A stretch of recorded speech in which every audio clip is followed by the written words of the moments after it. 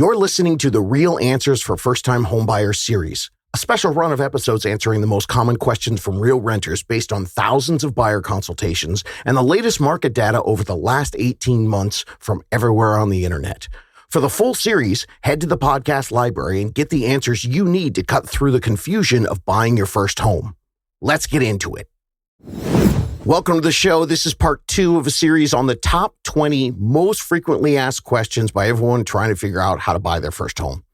And if you didn't listen to part 1, I suggest you go back and start there so you can get the most out of this episode. I want to hit as many topics as I can today, so let's play that music. How to Buy a Home educates, protects, and connects first-time homebuyers to qualified vetted realtors in their area. Whether you're looking for DIY information or step-by-step guidance, How to Buy a Home is the #1 resource for first-time homebuyers.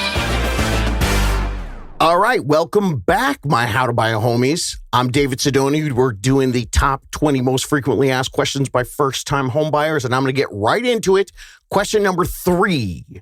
How do current interest rates affect buying a home, and should I wait for rates to drop? Okay, gang, I get it. First-time homebuyers, they often obsess over interest rates like it's the Holy Grail. Waiting for rates to drop. All right, let me start with the truth bomb that I actually don't hear enough out there in the ether.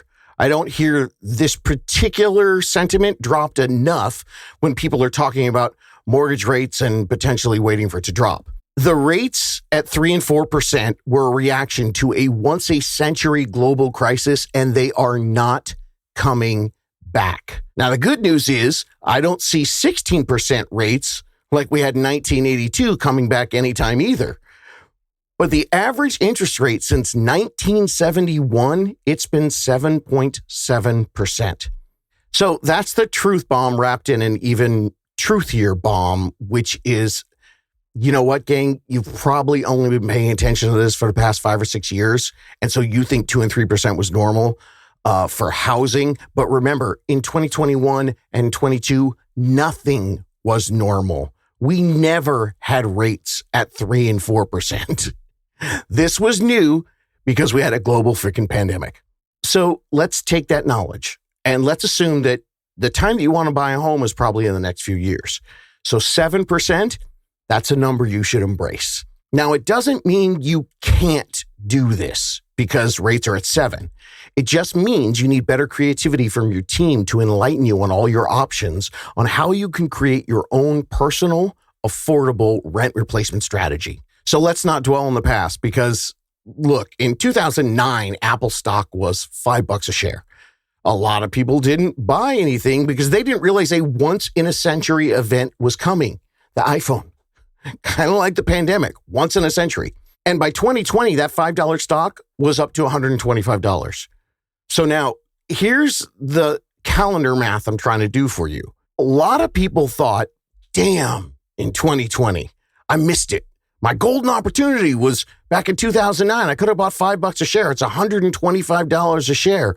But here's the thing. 5 years later, Apple stock over the last 52 weeks is averaging $224. So yeah, I get it. $1,000 a share. So yes, I understand. 1,000 shares at $5 from 2009. That'd be awesome today.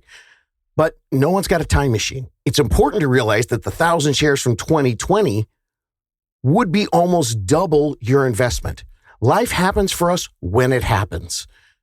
You're here thinking about buying a home at this point of the grand, long calendar. So you got to do your best with what's happening right now in the time we're in. Homies, I get it. Higher rates suck, but they're not the end of the world. And they shouldn't be the reason that you stay frozen in place. And the start of that question, what's a good interest rate? That's a bit like asking, what's a good temperature? I don't know. It depends on where you live. You know, in Phoenix, they say 108 is a good day because it was 122 the day before. It depends on what you're used to. And most importantly, when you're trying to buy a home, the best interest rate depends so much on what you're trying to do with this purchase. There is no single magic number. A good rate is relative to the market and to your financial position. And here's the big one, to your goals. So yeah, higher interest rates mean higher monthly payments. That's just math. No matter when you were going to check your financial ability to buy a home, there was always going to be a formula. So there's always going to be numbers, and you're always going to have those goal numbers that you need to hit to make buying a home a reality. So the interest rate, it's just another number in that formula. And if you're not there yet, then you just have to adjust and figure out the best way to get there. In fact, I would say that thanks to online mortgage calculators, which I'll get into later, there are far too many would-be first-time homebuyers that put way too much emphasis on the interest rate, thinking that there are like 2 or 3 main variables that make up the ability for you to buy a home, and not understanding that the interest rate is just one of many different factors that's going to make the total formula, all the math, affordable to you. And the biggest culprit are those stupid online mortgage calculators. I get it. They are really good if you understand them completely. Way back in 2023, episode 180, it's actually entitled Online Mortgage Calculators Are Garbage. You see, the problem is first-time homebuyers who just get started, they're just out there trying to get the information, and they find a plethora of these online mortgage calculators.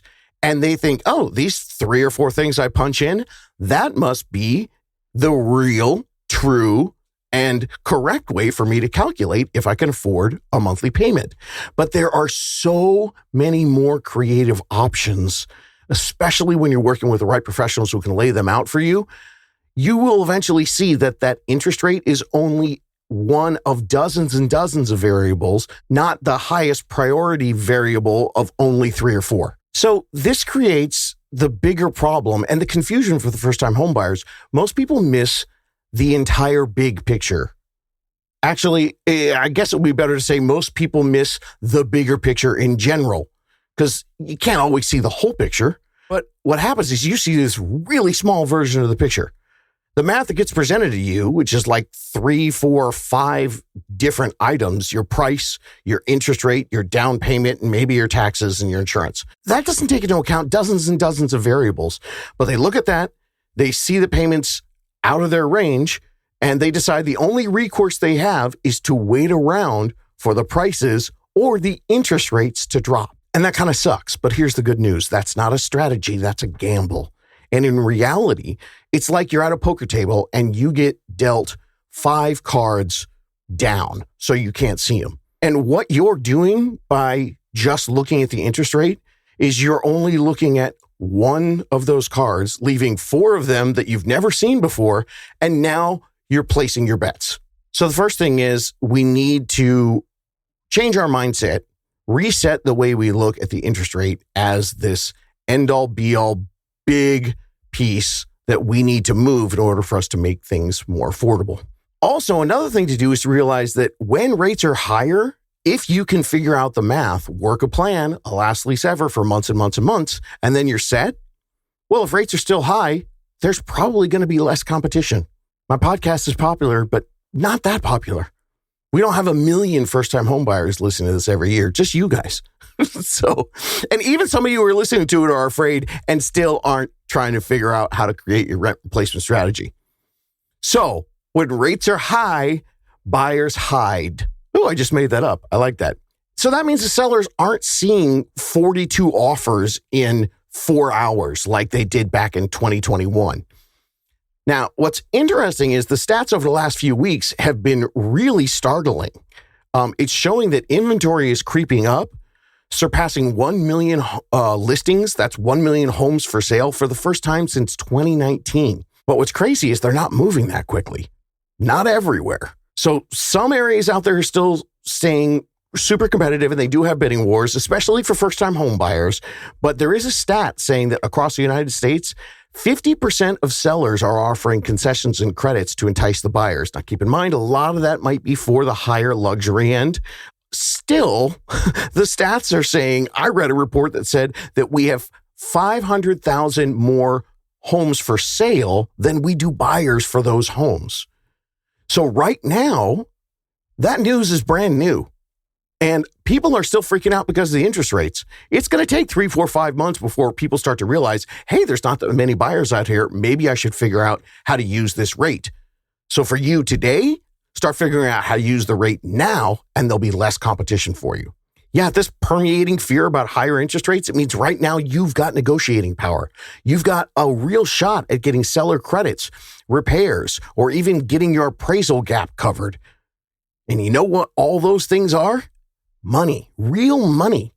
That's the market giving you a gift wrapped in a 7% interest rate. Now, I'm not saying that if this rate is crazy for you, that you should stretch yourself into a payment that you can handle. Never, ever do something you can't handle. But if you can find a payment that works for you today and you've got job stability and a solid down payment on a long-term plan, there's no reason to sit on the sidelines just because you didn't get the golden 3% rate back in the day.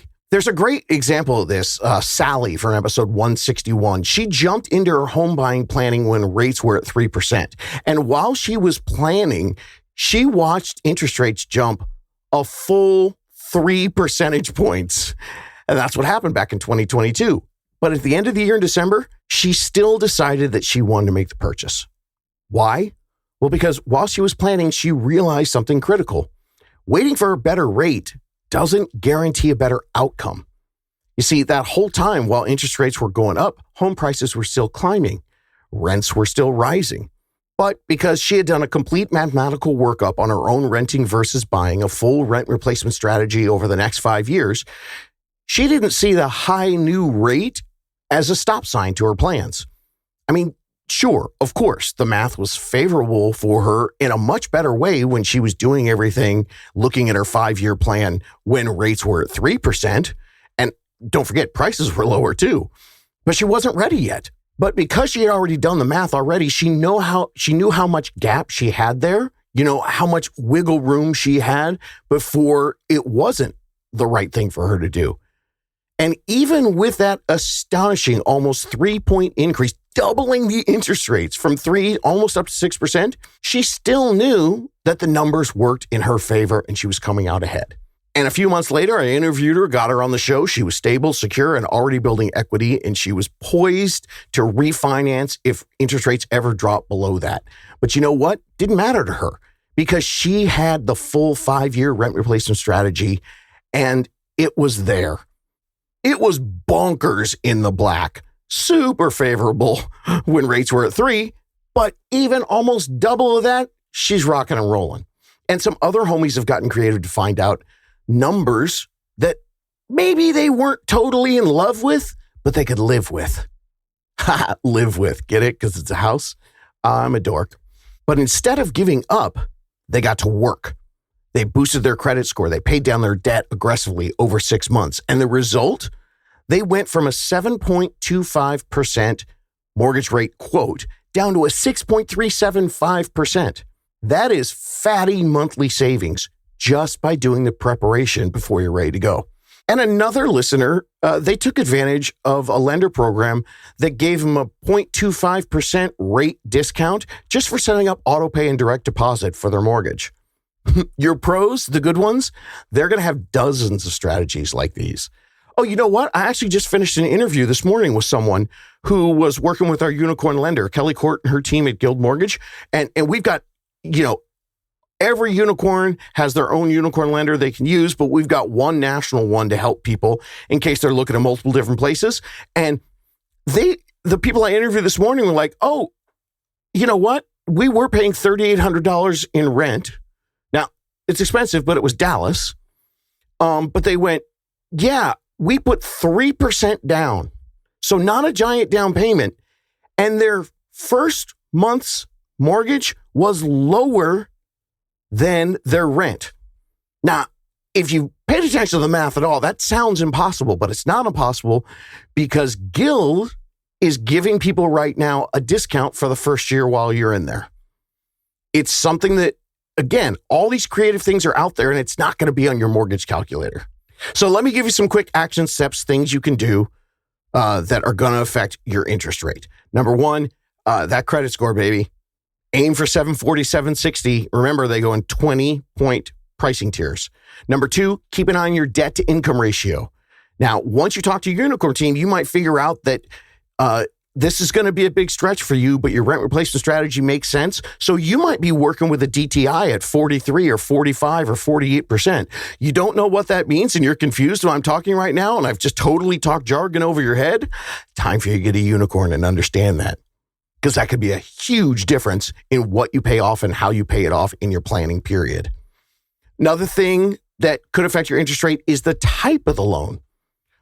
You might pay a little bit more up front for some of the FHA loans, but right now their interest rates are really, really good. And you're going to get a different loan if you're doing conventional, VA, or USDA. All those different loan types have different interest rates, and your mortgage calculator can't tell you that. You've got to work that out with your unicorn lender.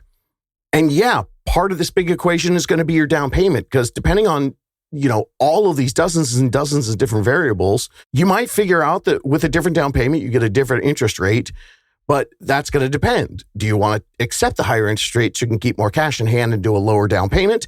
Again, lots and lots of variables. Lame-ass mortgage calculator can't walk you through all this. Another thing that affects your rate are points and credits. At any time, when anyone's ever gotten a mortgage, they can pay it down right at the beginning, but that's a pretty big equation to figure out if it makes sense that you want to do that. But if you get a credit, that's a great way to use it because it's not your money. Another thing that might affect your interest rate is the types of homes.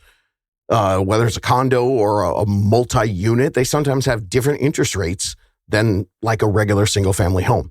Something else that might affect your interest rate is the lock period. Now, eventually, interest rates change every single day, multiple different times. Once you've gotten approval, at some point during your approval period, when you're getting ready to write an offer on a home or you're feeling like it's come, if rates take a dip, you and your lender might realize, let's lock it in. Now, depending on the length of that lock, that could change your interest rate. And if you and your lender have a great really good communication and you want to shorten up that lock period, you're probably going to get a better rate. You just got to keep on top of them all the time. And then because maybe you only have a 30-day lock as opposed to a 90-day lock. And the last thing is the timing. Like I said, with that lock, what time that you lock it in is going to determine your interest rate, and it can change. So the bottom line is you do not have to chase an interest rate. You just need to build a strategy. And like the example Sally and so many other homies have proven, a high rate doesn't have to stop your dream. And you know what? It certainly shouldn't stop your planning. You're not just buying a house, you're buying a lifestyle shift, stability, and a hedge against rising rents. You're actually creating a rent replacement strategy to get out of that. And I know I keep saying that. And it's not because I'm old, drink. I'm doing it on purpose because I want you to shift your mindset. It's not should I buy or should I rent? It's when can I create a rent replacement strategy so this large chunk of money can go to work for me? And one of the big things that you need to take into account when you're looking at the entire equation is interest rates matter, but they are not the whole story. Work with a great team. Focus on what you can control. Buy smart, and then hold the asset and let it grow for you. And you can deal with interest rates down the line. Talk to the people back in, when I first started in the industry that bought a home at 8%. If they kept it all the way till 2021, they're sitting on 3% right now. The most important thing is getting yourself in the game. All right, question number 4. How much can I afford to spend on a home? The ultimate starting point for every first-time home buyer. But I'm going to tell you this right now. There is no single answer to this question. Anyone who gives you a one-size-fits-all number based on your income, they're selling you something. Or maybe they don't understand how to best serve a first-time home buyer in this new economy.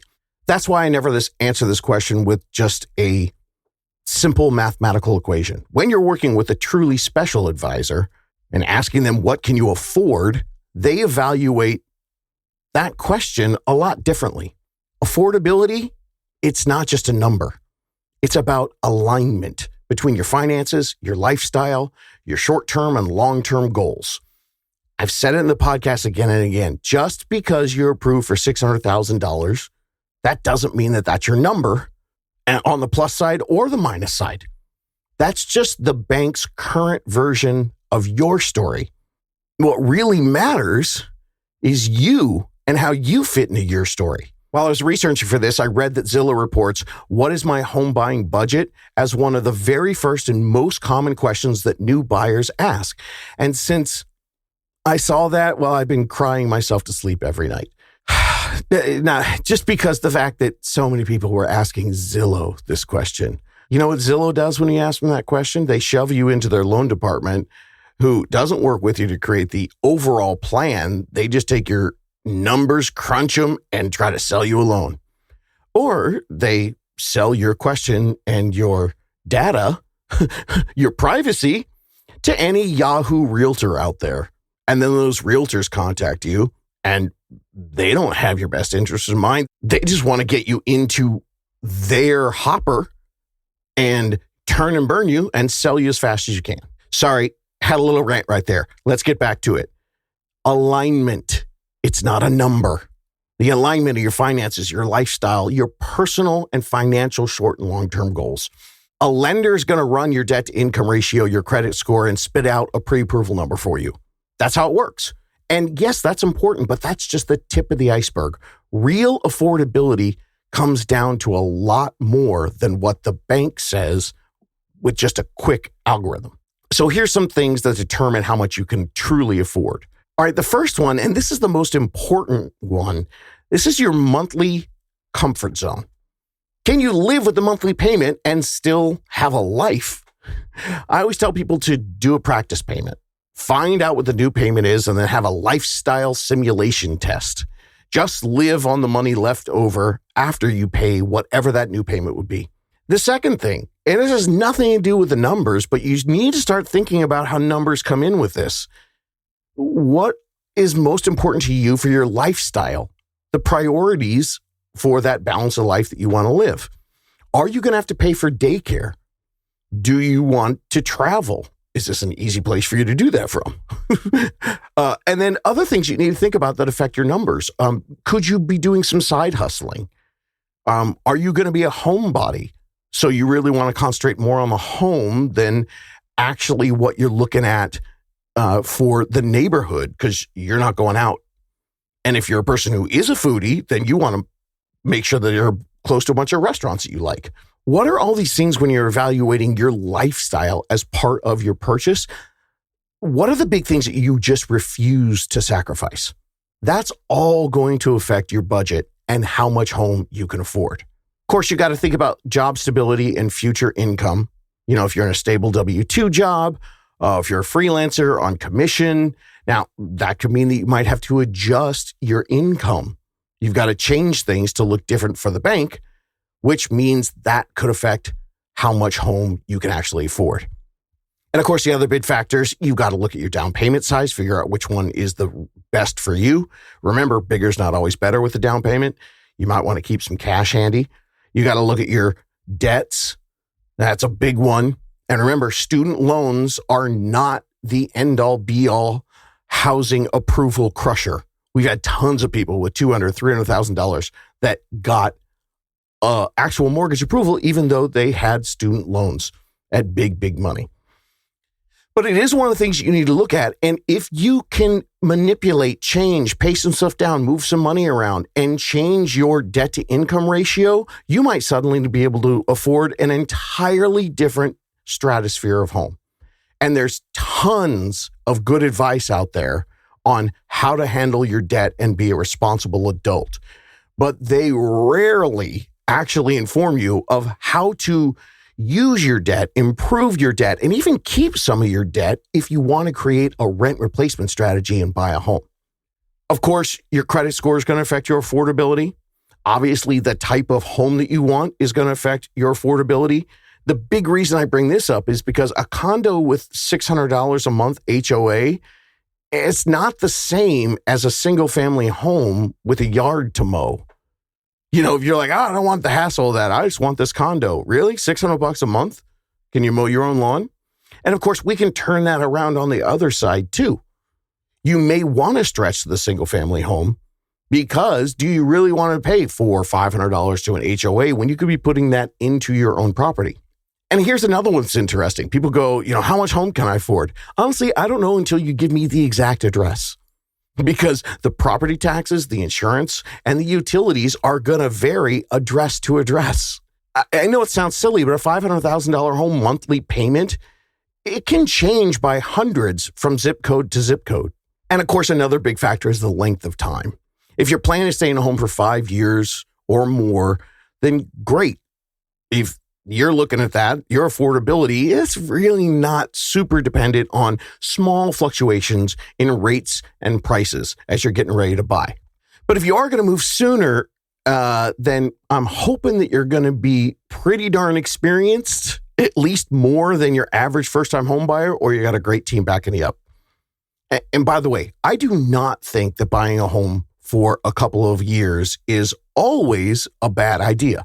In fact, it can set you up financially for life with the right team of advisors. So don't let the fact that you might move someday be the reason that you lose 2 or 3 years of rent to your landlord. Instead of using your money, it's your money, and you could be using it for those 2 or 3 years and figuring out a way to use that home as a rental afterwards. Now you're not just not throwing your money away to your landlord, you're creating a real estate empire and turning yourself into a baller. I got really excited right there when I said baller. I sounded like an idiot. Yeah, so the key for that is not every 2-year plan's a bad plan, as long as you're looking at it as, have I mentioned a rent replacement strategy? And the last thing that's really important when you're figuring out if a home is affordable for you is, what's your emotional tolerance? This one's not going to show up on your spreadsheet, but it is there and it is real. Can you handle the pressure of a tight budget? Therefore, you're going to go ahead and stretch to get more home? Or do you want peace of mind and have that nice wiggle room and then probably make some sacrifices on the type of home that you're going to get? Totally up to you. See, when buyers skip all these variables and they just chase the approval numbers and they're looking at, okay, I can afford that. That's where I've seen it backfire so many times, like big time. They end up either being house poor because they didn't get the full picture of all their options, or they end up being too conservative and buy something that is just maybe not exactly what they want, or even worse, they outgrow it and they got to move in 3 years. Or they're so focused on the numbers and the house, they don't look at all the bigger things and they actually lose out on the life that they want. But when you slow down and you work with a unicorn lender who listens and you align the math with your lifestyle, you end up with something way more powerful than just a home. You get security, you get freedom, you get a plan that works. How much home can I afford is a loaded question. And if you want to punch in your income, your debt, and your credit score to get you a number, yes, you can get a number. But that's like walking onto a car lot that's like going on Amazon and no. You know what, homies? There is not a good analogy that I can think of because this is not any simple formula. Affordability is personal, strategic, and nuanced. It's about what you can get approved for and also finding that great team to give you the creative first-time homebuyer specialized ideas to offer you multiple different options, the things a calculator can't.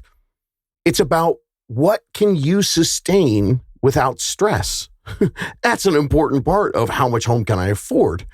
It's about figuring out your true potential and matching you to your financial and personal goals.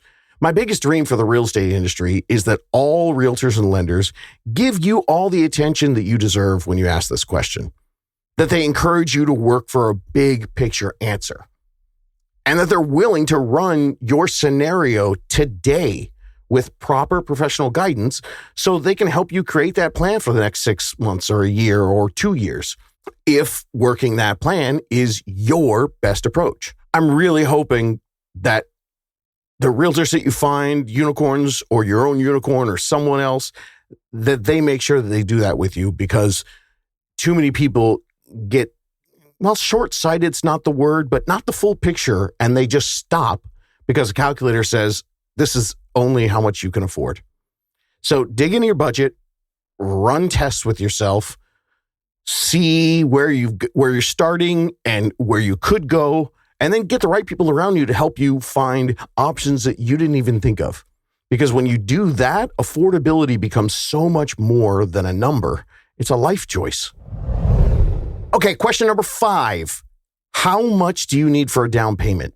Now, of course, we hear this all the time because the down payment is one of the biggest hurdles for first-time homebuyers, especially now as prices have gone up. And naturally, questions about down payments really common. It's so popular, it's listed among the top home buying questions that I saw in a million different resources. So I could ask ChatGPT to give you the answer, or I could quote a bunch of websites on how to get a home loan and what down payments you need, but I have a better way to answer how much do you need for a down payment. Real life examples from homies. Myself, the last 20 years working with first-time home buyers in Southern California where it's really expensive, I would say most, like above 80, 85%, have all decided to use an FHA 3.5% down payment. I've done it hundreds of times here in Southern California. Does that answer your question? Do you need 20%? And now let's get into the podcast, where here we've had tens of thousands of people of how to buy a home. People buy $300,000, $400,000, $500,000 homes. And I've interviewed them. And in those interviews for those homes, one of them put $4,000 total down payment and closing costs. The other one put $8,000. And one buyer that I interviewed who bought their first home in Portland didn't think they could buy a home, actually spent, I think it was like 7 years living in a van. And it wasn't because they liked van life. She said they were just kind of homeless. I think that one was a $400,000 home with only $12,000 total for her closing. Now, as I record this, I've done over 90 interviews with listeners, the How to Buy a Homies. They got the education they needed to secure their own unicorn team. And for the majority of them, the overwhelming majority of them used a down payment under 5%. Now, some of them used a zero down for a USDA or a VA. Some used a 3% conventional. Some used a 3.5% FHA. And then we did have people use 5%. And there were some people that decided to do 10%. But it's pretty much 5 or 20 because you got a gift or you've been saving up and God bless you, rock on. So that busts the biggest myth in home down payments right now. You do not need 20% to buy a house. I repeat, you don't need 20%. That stupid idea has been floating around forever, and it's caused too many people to sit on the sidelines thinking they're not ready, and then they throw all that money to rent because they think they got to have 6 figures saved up in the bank. And you know what's crazy? Most of the first-time home buyers that I'm talking to you about, they're great people. And the ones I've worked with over the years, smart, educated people. A lot of them come to me with 20% and decide they want to put 10% down or 5% down so they can stay much more cash liquid in their bank account because they realize the difference in the down payment doesn't affect their monthly payment that much. But that's another story. So yeah, you've got options. 0 for VA, active military, and the USDA ones I talked about, those are in the rural areas. And there are even some 0 down in more suburban and urban areas for non-military people. They exist. And I've mentioned before the FHA loans right now at 3.5%. That's the one like I built my entire career on. And right now the rates for those are smoking, like almost a point off of what the national average is. And these are normal. I don't know why that 20% thing is still out there. How much you need for a down payment? 3 to 5%. That's what tens of thousands of first-time homebuyers across the country are using every single month.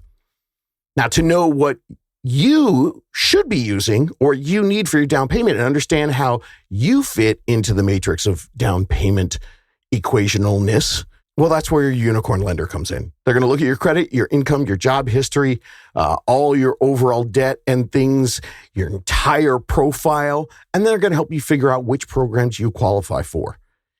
It is absolutely for sure not about what everybody else does. It's about what makes sense for you. I've had clients with $20,000 saved who thought they were still 2 years away from buying a home because they needed a bigger down payment. Nope. We ran the numbers. They got a 3% down payment and they used some seller credits even to cover the closing costs. And boom, they were in a home in just a few months. Nowhere near the time it would have taken them to save 20% up. And they got to build equity, stabilize their monthly costs, and make their home truly their own, living a life of control and getting off the rent hamster wheel. And of course, you can do 20%. If you've got the time and the income to save up more, awesome. But don't fall in the trap that you need to hit that magic number. That magic 20% number is not going to save you as much as you think, especially when during that time, you're still paying rent. What you need is a plan and the flexibility to adjust as you go. And remember, your down payment isn't the only cost that you've got. You will have closing costs on top of that, not to mention inspections and your prepayment for insurance, which usually is in your closing costs, and the expenses for moving. Usually you have something for an appraisal. There's a lot of little costs in there, but you need to work with your team to figure out that plan. That's why it's so important that you figure out your entire total cash needed, not just the down payment percentage number. And if you're looking to figure out how to get your specific number for a down payment that you should be planning for, it's in episode 350 and 251, the last lease ever planning episodes. All the numbers are in there. All right, I was trying to get as many questions as I could in 30 minutes. I know, looks like I'm over 30 minutes, but I did get 3 questions in. Stay tuned until I drop the next episode in this series as we continue the top 20 list. And if you're ready to start your rent replacement strategy, all it is a plan. Go to howtobuyahome.com. Let's get rocking. Don't believe the myths. You can do this. Looking for more DIY education or your own personal step-by-step guidance through the home buying journey? Since 2019, How to Buy a Home has been the #1 resource for first-time home buyers. So visit howtobuyahome.com to get started.